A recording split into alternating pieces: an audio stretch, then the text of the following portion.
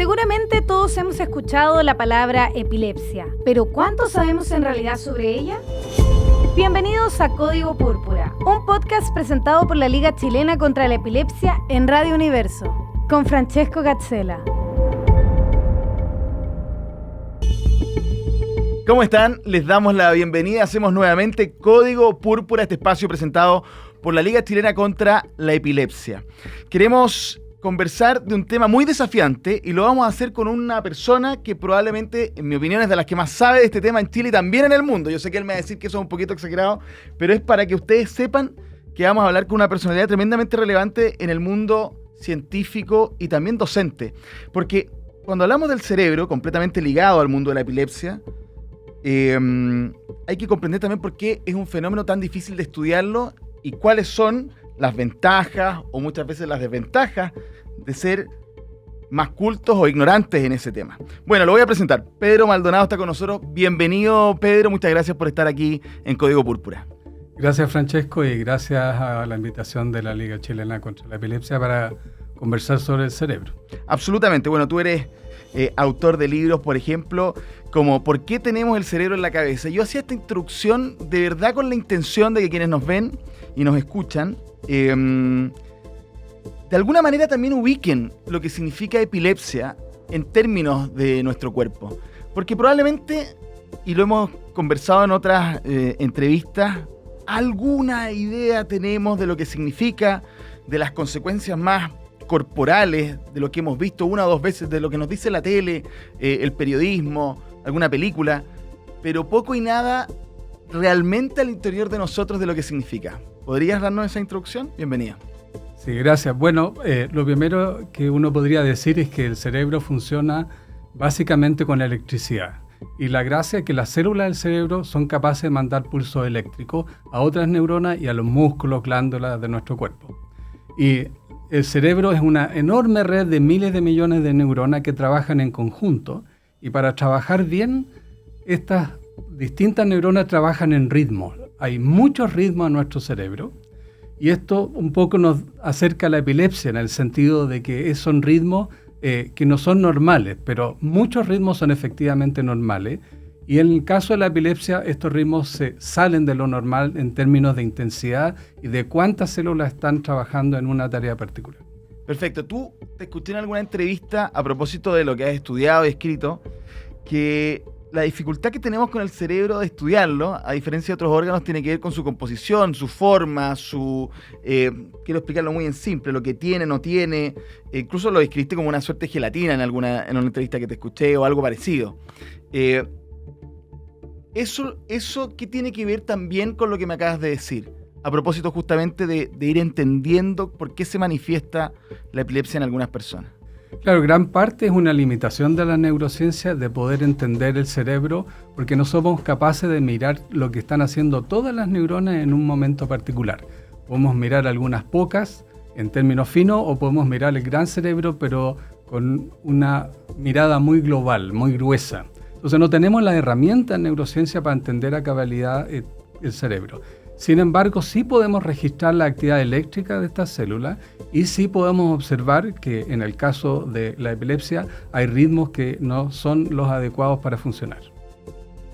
Quiero entrar en breve en ciertas recomendaciones o experiencias que tú conoces a propósito de cómo poder cuidarnos de esto, poder anticiparnos o derechamente cuando eres parte de este mundo, poder ayudarte incluso a ti mismo a superar ciertos problemas. Pero antes de eso, a ti como profesor, como investigador, ¿qué te pasa cuando alguien te desafía, como esta puede ser esta entrevista, con respecto a la epilepsia misma? Porque hay un montón de fenómenos que yo creo que tú has estudiado a propósito del cerebro mismo, pero en este caso, ¿qué es lo que te pasa a ti en lo más profundo?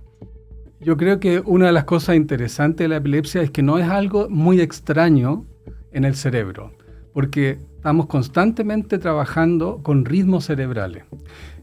Y eso ocurre porque las neuronas, las células del cerebro siempre están excitándose unas a otras, formando estos ritmos. Y si estos ritmos no son controlados, obviamente se expanden como lo que ocurre en la epilepsia. Y para controlarlo, el cerebro tiene algunas de estas células que inhiben, ¿cierto? Frenan la actividad de estas otras. Entonces en nuestro cerebro hay un balance importante entre cuánto activamos las neuronas y cuánto las inhibimos. Y ese balance es el que se pierde por distintas razones en el caso de la epilepsia. ¿Y te parece a ti un fenómeno fascinante desde ese punto de vista? Quiero decir, para estudiarlo o el por qué ocurre, ¿o te parece más razonable y lo desafiante será cómo estudiar para enfrentarlo, para entender? Sí, yo creo que una de las cosas que aprendió la neurociencia últimamente es que para que un cerebro funcione bien tiene que tener estos ritmos. Y eso es lo fascinante, que en realidad la epilepsia no es una actividad que es muy distinto de lo normal, sino que es una actividad que uno encuentra regularmente en el cerebro, pero que en algunos casos se desbanda en términos de intensidad. Para tener una imagen de lo que tú me explicas, y quienes nos vean también, por supuesto, puedan digerirlo, digamos, siempre de nuevo, en gráficas tridimensionales, periodísticas, científicas, en las películas, cuando te muestran el cerebro por dentro, te hacen esta capilaridad que se va iluminando de alguna manera, es como una onda, ¿no? En el caso de la epilepsia, esa onda no sería, no sé, te pregunto, homogénea, no se abriría al mismo tiempo en todas partes, se prendería en una parte, no en otra. ¿Cómo? Para intentar imaginarlo. Imaginemos que estamos en un estadio, ¿cierto? Y está el partido y toda la gente que está en el estadio está hablando consigo misma, con otro, etcétera, ¿cierto?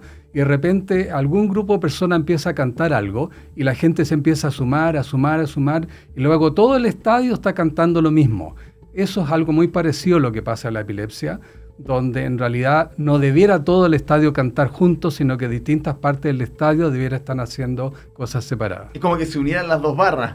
Como que se unen... Tienen que cantar distintas cosas. Por alguna razón, todo el estadio se pone a cantar de la misma manera. Esto puede empezar en cualquier parte del estadio, como ocurre con la epilepsia, pero el fenómeno central es justamente una coordinación excesiva de todas las neuronas que están funcionando en nuestro cerebro. Me llama la atención de algo que fui descubriendo en anteriores capítulos y estudiando un poco, que en el mundo de la medicina, si no eres realmente especialista o has estudiado este tema, y no solamente estoy pensando en médicos, enfermeras, en fin, enfermeras u otras personas ligadas, por supuesto, al mundo de la salud, si no te has involucrado en este tema, tienes cierta distancia. ¿Qué quiero decir con esto? Que increíblemente no cualquiera puede rápidamente hacer un diagnóstico o apoyar a una persona que necesita ayuda. A ti como científico, ¿qué te dice eso? Que sabemos muy poco, que de nuevo es la dificultad propia del cerebro mismo. ¿Hay algo que no le hemos puesto prioridad? ¿Cómo evaluarías todo eso para entrar después, por supuesto, en estos consejos o estas visiones a propósito de anticipar algo así en las personas? Yo creo que esto de la epilepsia es algo que se parece mucho como el cerebro funciona típicamente. Y lo extraño, lo raro, lo interesante es por qué de repente un grupo de estas células de nuestro cerebro convoca a todo el resto a cantar juntas, a tener este ritmo masivo. Esto no está muy claro, ¿cierto? Hay algunas causas conocidas como daños en el cerebro que luego se vuelven epilepsia, pero es simplemente que en algunas personas hay este desbalance entre la actividad y el freno, digamos, que saca a estos ritmos de lo natural. Entonces, como neurobiólogo, la epilepsia se parece mucho a la actividad normal del cerebro. El misterio es por qué de repente esto se sale de control. Y en ese sentido, las técnicas que uno utiliza son todavía limitadas, porque no podemos predecir el momento donde esto va a ocurrir o la magnitud con que esto va a ocurrir, y eso es gran parte de lo que la medicina busca entender. ¿Y qué harían los fármacos entonces, si no tenemos esa capacidad todavía? Claro, la mayoría de los fármacos que se utilizan pueden hacer una de dos cosas: o bajar la actividad de aquellas células que están muy excitadas, entonces se frenan, se deprimen. A esos barristas les dice como... Dice, tranquilidad. Cállense, sí, tranquilos. O lo que se hace, se refuerzan las neuronas que son frenadoras de las otras, esas se refuerzan. Entonces los fármacos... Que tú decías que inhiben. O aumenta la inhibición o reduce la excitación. Y esos son los dos tipos de fármacos que existen, ¿cierto? Que te permiten estar en una suerte de estado intermedio. Estoy tratando de entender Claro. de nuevo ese hincha que lo tienen como más o menos ahí, ¿no? Claro, que no le grita tanto al rival y tampoco entusiasma tanto a los suyos. Hay que balancear estas dos fuerzas, ¿cierto? Si las fuerzas inhibitorias ganan, nuestro cerebro se deprime y no funciona. Si las fuerzas excitatorias ganan, el cerebro empieza a convocar a todas las otras en estos ritmos que no se pueden frenar. Bueno, antes de iniciar esta conversación, brevemente participé en una conversación que varias personas que estaban aquí del equipo, de alguna manera también entrevistándote a propósito del sueño y lo relevante que es para un montón de cosas. Tú estás conversando aquí con una persona que duerme muy poco porque me despierto entre las 4 y las 5 de la mañana, imagínate. Pero bueno, hay que ser disciplinado y dormir más. Pero ¿por qué es clave en este caso y podría ayudar mucho a las personas que son parte de este mundo? Esas son cosas que no necesariamente conocemos muy bien. Se sabe que las personas que duermen mal, que sufren de epilepsia, tienen más probabilidad de tener crisis. Y por lo tanto, se recomienda una buena higiene del sueño para reducir las crisis. Pero una de las cosas muy interesantes es que durante el sueño, cuando uno está durmiendo, hay unos ritmos muy especiales que ocurren durante la noche. Y cuando uno no duerme, esos ritmos especiales que aparentemente son necesarios para la salud del cerebro, ocurren con menos frecuencia y por lo tanto no dormir puede que el cerebro busque esos ritmos y por lo tanto aumente la probabilidad de crisis, ¿ya? De nuevo, porque hay un balance necesario en la actividad rítmica del cerebro y lo que ocurre durante el sueño. Entonces parece que esa relación es relativamente parte de lo que puede explicar por qué hay que dormir bien para tener menos crisis. Cada vez más se escuchan, algunos serán colegas tuyos, otros por supuesto médicos, que hablan en particular del dormir, del sueño, de lo importante que es. Y a eso se cuelgan, y lo digo de buena forma, digamos, otras personas que te hablan de alimentación, otros que te hablarán de cómo vivir una vida al margen de lo estresados que estamos, propias de la presión laboral o familiar. Todo está relacionado, y me refiero, por supuesto, en temas de epilepsia, pero también me imagino yo en la vida, porque nadie está libre de esto, digamos, de que se gatille. No, nadie está libre. Hay varias causas de la epilepsia. Una de las más comunes es epilepsia que ocurre luego de un accidente vascular o una lesión, un trauma. Y lo que aquí ocurre es que el balance de estas células que frenan y las que excitan se pierde. Y este desbalance entonces genera un foco donde esas neuronas tienen más probabilidad de iniciar esta crisis o esta oscilación. Otras veces ocurre simplemente porque la diversidad biológica las personas hagan que tengan más o menos de estas células y por lo tanto les cuesta más el balance. Cualquier situación que los saca de su normalidad como estrés puede gatillar entonces estas actividades. También son más susceptibles a cuando están expuestos a ambientes donde hay ritmos especiales. Si esos ritmos tienden a coincidir con los ritmos del cerebro, el cerebro se engancha en esos ritmos y por lo tanto también puede causar una crisis de epilepsia. Miremos un poquito ahora hacia adelante. Uno escucha tantas cosas hoy por hoy a propósito de los avances tecnológicos que pueden estar incluidos en la biología, en la medicina, desde cosas tan... digamos, de ciencia ficción como el famoso chip en el cerebro, hasta cuestiones que pueden estar relacionadas a esa misma idea, pero un poquito más sofisticadas como la nanotecnología y un montón de otras cosas. En tu opinión, en lo que has leído, estudiado, ¿qué se viene que podría ser clave justamente pensando en la epilepsia?